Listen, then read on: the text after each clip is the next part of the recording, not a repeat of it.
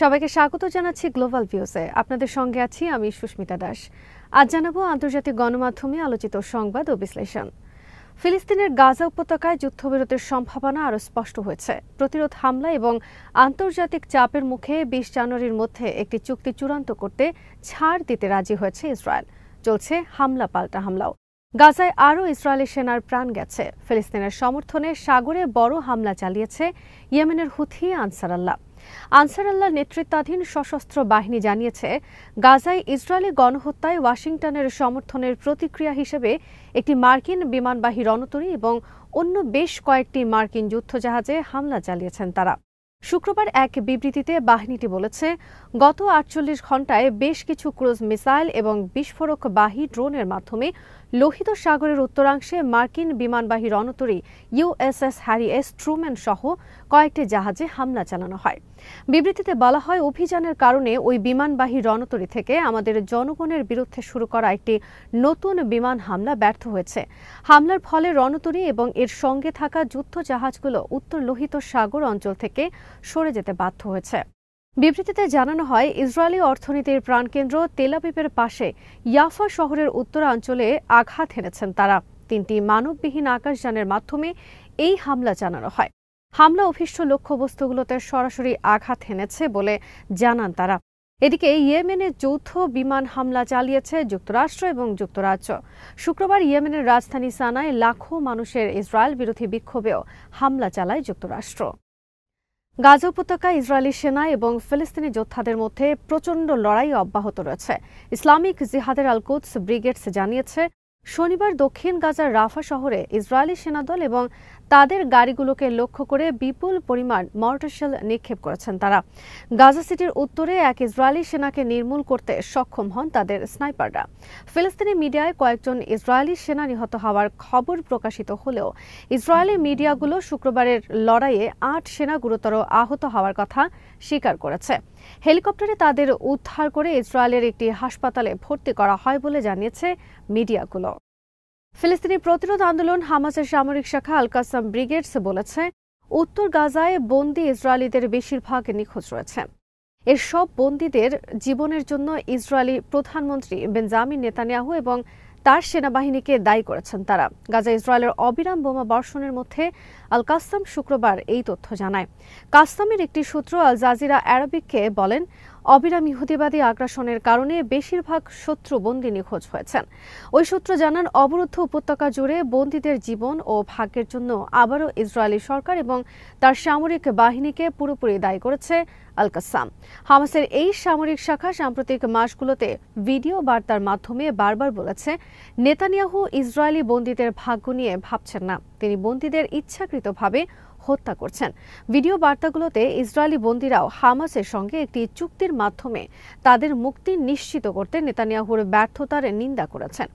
ইসরায়েলের চ্যানেল 13 জানিয়েছেন, কাসাম ব্রিগেডসের শুক্রবারের বক্তব্যের পর বন্দীদের নিখোঁজ থাকার বিষয় নিয়ে নিরাপত্তা ও সামরিক বাহিনীগুলোর প্রধানদের সঙ্গে জরুরি বৈঠক করেছেন ইসরায়েলি প্রধানমন্ত্রী। ইসলামিক জিহাদ আন্দোলনের সামরিক শাখা আল কুদস ব্রিগেড শুক্রবার গাজায় বন্দী ইসরায়েলিদের পরিবারের উদ্দেশ্যে একটি ভিডিও বার্তা দিয়েছে। এতে তাদের স্বজনদের মৃত্যুর জন্য প্রধানমন্ত্রী বেঞ্জামিন নেতানিয়াহুকে দায়ী করা হয়। ভিডিওর শিরোনাম ছিল, আপনাদের নেতা ইচ্ছাকৃতভাবে আপনাদের সন্তানকে হত্যা করছেন। ফুটেজে নেতানিয়াহুর একটি বক্তব্য অন্তর্ভুক্ত ছিল, যেখানে তিনি বন্দীদের পরিবারের কাছে স্বজনদের নিরাপদে ফিরে দেওয়ার প্রতিশ্রুতি ব্যক্ত করে বলেন, এটি তার অন্যতম সর্বোচ্চ অগ্রাধিকার। ভিডিওতে যুদ্ধ শুরুর পর থেকে ইসরায়েলি বিমান হামলার ভয়াবহতা তুলে ধরা হয়। বিমান হামলায় আহত বন্দীদের কণ্ঠস্বরও শোনানো হয়। ইসরায়েলি বিমান হামলা থেকে বন্দীদের রক্ষা এবং হতাহত বন্দীদের উদ্ধারে ফিলিস্তিনি যোদ্ধাদের তৎপরতাও অন্তর্ভুক্ত ছিল ভিডিওতে। সংবাদ মাধ্যমগুলো বলছে, গাজার যুদ্ধবিরতি আলোচনায় গতি এসেছে। নবনির্বাচিত মার্কিন প্রেসিডেন্ট ডোনাল্ড ট্রাম্পের দূত স্টিফেন উইটকফ শুক্রবার যুদ্ধবিরতি আলোচনা তদারকি করতে দোহা পৌঁছেছেন। মার্কিন গোয়েন্দা সংস্থা সিআইএ এর পরিচালক উইলিয়াম বার্নস বলেছেন, চলমান আলোচনা থেকে চুক্তিতে উপনীত হওয়ার ব্যাপারে তিনি প্রবল আশাবাদী। হামাসের রাজনৈতিক ব্যুরোর সদস্য মুসা আবু মারজুক বলেছেন, ২০ জানুয়ারির আগেই একটি চুক্তিতে পৌঁছানো এবং যুদ্ধ সমাপ্তির ব্যাপারে ভীষণ আশাবাদী তারা। এই আশাবাদের পেছনের কারণ হিসেবে তিনি বলেন, প্রেসিডেন্ট ট্রাম্পের অবস্থান যুদ্ধের বিপক্ষে। তিনি যুদ্ধ শেষ করার জন্য ২০ জানুয়ারি তারিখ নির্ধারণ করে দিয়েছেন। এর পাশাপাশি মধ্যস্থতাকারী সব পক্ষের বৈঠকে ইসরায়েলি প্রতিনিধি দলের ক্ষমতা সীমিত করা এবং একটি সম্পূর্ণ ও অন্তর্ভুক্তিমূলক চুক্তির জন্য ইসরায়েলের ওপর আন্তর্জাতিক চাপের কারণে যুদ্ধের অবসান বেশি দূরে নয় বলে মন্তব্য করেন তিনি। আবু মারজুক বলেন, ইসরায়েল তাদের কোনো লক্ষ্যই অর্জন করতে পারেনি, কাজেই যুদ্ধ চালিয়ে যাওয়ার অর্থ হলো আরও ইসরায়েলি সেনা ও বন্দীর প্রাণহানি। তাছাড়া বেশিরভাগ ইহুদিবাদী, বিশেষ করে বন্দীদের পরিবার ইহুদি নেতাদের ওপর চাপ দিচ্ছে তারা যেন যুদ্ধ বন্ধের পদক্ষেপ নেন। হামাসের প্রতিরোধ ও অব্যাহত গতিতে চলছে। সব মিলিয়ে যুদ্ধ বন্ধে সম্মত হওয়া ছাড়া ইসরায়েলের সামনে আর কোনো পথ নেই বলে জানান তিনি। আবু মারজুক গাজার শাসন ব্যবস্থার ভবিষ্যৎ সম্পর্কে বলেন, মিশর সম্প্রতি গাজা উপত্যকা পরিচালনার জন্য একটি কমিটি গঠনের প্রস্তাব দিয়েছে।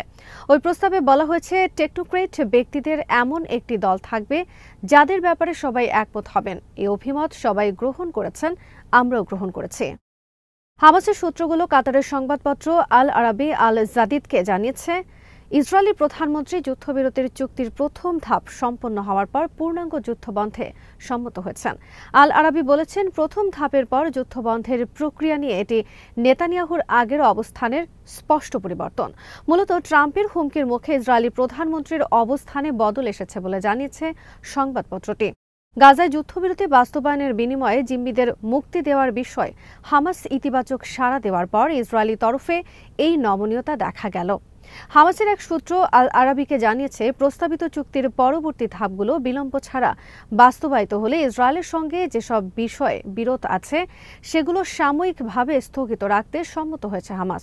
সূত্রটি জানায়, ইসরায়েলের কাছে হামাস সর্বশেষ যে বার্তাটি পাঠিয়েছে তা মিশর, কাতার ও মার্কিন মধ্যস্থতাকারীদের সমর্থন পেয়েছেন এবং গাজা মিশর সীমান্তের ফিলাডেলফি করিডোর থেকে ইসরায়েলি বাহিনী প্রত্যাহার যুদ্ধবিরতির পরবর্তী পর্যায়ে সম্পন্ন করার বিষয়ে নমনীয়তা দেখেছে মিশর। হামাসের সূত্র বলছে, আলোচনা শুরু হওয়ার পর থেকে এই সময়েই তারা চুক্তি সম্পন্ন করার সবচেয়ে কাছাকাছি অবস্থানে রয়েছেন। সংবাদ মাধ্যমগুলো বলছে, বর্তমানে যে যুদ্ধবিরতি প্রস্তাব নিয়ে আলোচনা চলছে তা 2 ধাপের। প্রথম পর্যায়ে 42 দিনের যুদ্ধবিরতি হবে, যেখানে ইসরায়েলি নারী, শিশু, বৃদ্ধ ও নারী সেনাদের মুক্তির বিনিময়ে উল্লেখযোগ্য সংখ্যক দীর্ঘ ও যাবজ্জীবন সাজাপ্রাপ্ত ফিলিস্তিনি বন্দীদের মুক্তি দেওয়া হবে। এ পর্যায়ে গাজায় মানবিক সাহায্য, যন্ত্রপাতি ও সরঞ্জাম সরবরাহ, হাসপাতাল ও কিছু স্থাপনার পুনর্গঠন এবং রাফা ক্রসিং পুনরায় খোলার বিষয়টিও অন্তর্ভুক্ত রয়েছে। তবে ক্রসিংয়ের তত্ত্বাবধানে বিষয়টি এখনও অনিষ্পন্ন। প্রথম পর্যায়ে গাজা থেকে ইসরায়েলি বাহিনী সম্পূর্ণ প্রত্যাহার এবং ফিলিস্তিনি বন্দীদের মুক্তির বিনিময়ে ইসরায়েলি পুরুষ সেনাদের মুক্তি দেওয়া হবে। এদিকে শুক্রবার ইসরায়েলি সংবাদপত্র মারিফ প্রকাশিত এক জরিপে দেখা গেছে, ৮৮% ইসরায়েলি গাজায় আটক বন্দীদের ফিরিয়ে আনার চুক্তিকে সমর্থন করে। এর মধ্যে ৫২% উত্তরদাতা পূর্ণাঙ্গ বিনিময় চুক্তির পক্ষে আর ৩৬% আংশিক চুক্তিকে সমর্থন করেছেন। প্রেসিডেন্ট ডোনাল্ড ট্রাম্প ক্ষমতায় আসার আগে অর্থাৎ ২০ জানুয়ারির মধ্যে গাজায় যুদ্ধবিরতি চুক্তি সম্ভব বলে জানিয়েছে হোয়াইট হাউস।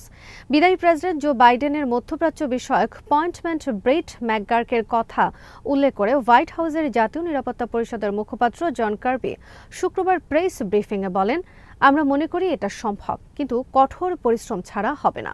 যেমনটা আমি বলেছি, ব্রেট এখনও দোহাতেই আছেন, তিনি এখনও কঠোর পরিশ্রম করছেন। কার্বি আরও বলেন, যুদ্ধবিরতি চুক্তি তার এবং পুরো জাতীয় নিরাপত্তা দলের মনোযোগের কেন্দ্রে রয়েছে। এটি এমন কিছু যা আমরা খুব বেশি করে সম্পন্ন করতে চাই। এটি আমরা শুধুমাত্র যে অফিস ছাড়ার আগে সম্পন্ন করতে চাই তাই নয়, এটি করা প্রয়োজন, কারণ যারা সেখানে অনেকদিন ধরে বন্দী হয়ে আছেন তাদের জন্য প্রতিটি দিনই অনিশ্চয়তার দিন, শোকের দিন। ইসরায়েলের প্রধানমন্ত্রী বেঞ্জামিন নেতানিয়াহুকে গ্রেফতারের দাবিতে শুক্রবার পোল্যান্ডের রাজধানী ওয়ারশতে শত শত মানুষ বিক্ষোভ করেছেন। এর আগের দিন পোল্যান্ডের প্রধানমন্ত্রী ডোনাল্ড টুস্ক ঘোষণা করেন, দ্বিতীয় বিশ্বযুদ্ধের সময় নাৎসি অশোভিটস ডেথ ক্যাম্প মুক্তির ৮০তম বার্ষিকী উপলক্ষে বেঞ্জামিন নেতানিয়াহু যদি পোল্যান্ড সফর করেন তাহলে তাকে গ্রেফতার করা হবে না। এই ঘোষণার প্রতিবাদে শত শত মানুষ রাজধানী ওয়ারশার প্রেসিডেন্সিয়াল চ্যান্সেলরের বিল্ডিংয়ের বাইরে বিক্ষোভ করেন। এ সময় তাদের হাতে ফিলিস্তিনের পতাকা এবং ব্যানার ছিল। ইসরায়েলের আগ্রাসন এবং নেতানিয়াহুর বিরুদ্ধে তারা বিভিন্ন স্লোগান দেন। বিক্ষোভকারীরা নেতানিয়াহুকে গ্রেফতারের দাবি জানান এবং গাজা উপত্যকায় ইসরায়েলের গণহত্যাকে সমর্থন করার জন্য প্রধানমন্ত্রীকে অভিযুক্ত করেন। গাজা উপত্যকায় যুদ্ধাপরাধ করার দায়ে নভেম্বরে হেগ ভিত্তিক আন্তর্জাতিক অপরাধ আদালত বা আইসিসি নেতানিয়াহু এবং ইসরায়েলের সাবেক যুদ্ধমন্ত্রী ইয়োভ গ্যালান্তের বিরুদ্ধে গ্রেফতারি পরোয়ানা জারি করে। আল জাজিরা জানিয়েছে, ইসরায়েলি সামরিক আগ্রাসনে 2025 সালের প্রথম 10 দিনে গাজা উপত্যকায় 6 শতাধিক ফিলিস্তিনি নিহত হয়েছেন। হামাস শাসিত ফিলিস্তিনি ভূখণ্ডটির স্বাস্থ্য মন্ত্রণালয় জানিয়েছে, এর ফলে 2023 সালের 7 অক্টোবর যুদ্ধ শুরুর পর থেকে নিহতের সংখ্যা 46,006 জনে দাঁড়িয়েছে। তবে মেডিকেল জার্নাল ল্যান্ডসেটের গবেষণা বলছে, গাজায় নিহতের সংখ্যা কমিয়ে দেখানো হয়েছে। প্রকৃত সংখ্যা বর্তমান সংখ্যার চেয়ে অন্তত 40% বেশি।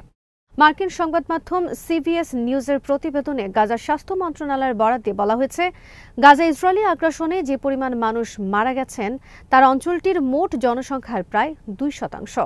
15 মাস আগে হামাস যোদ্ধারা দক্ষিণ ইসরায়েলে হামলা চালানোর পর থেকে ইসরায়েলি হামলায় গাজায় প্রতি মাসে গড়ে 3,000 বা প্রতিদিন প্রায় 100 জন নিহত হয়েছেন।